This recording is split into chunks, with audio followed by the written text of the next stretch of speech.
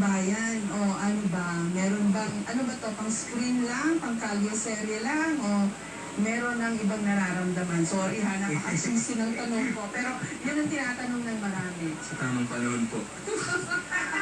Ayaw pa rin.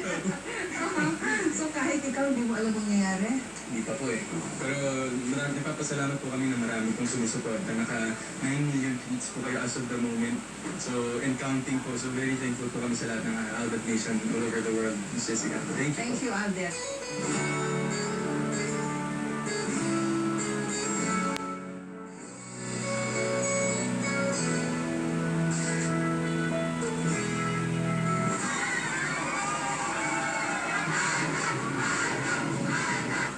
Bakit ang ALDAB, ang kaliserye ng Itbulaga, dahil nakakakilig, kaabang-abang, napakaraming pwedeng insights na makukuha dito sa nangyaring tinatawag nilang phenomenon na ito.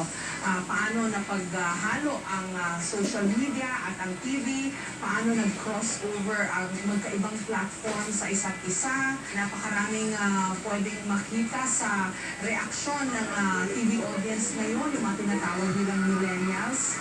Kasi nanonood na sila, nakatutok sila sa ALDAB, bukod din sa mga dati nang nanonood ng mga nanay, mga bata, mga tatay, may bagong audience na napunta o nakuha ang TV dahil dito sa tinatawag nilang phenomenon na ito.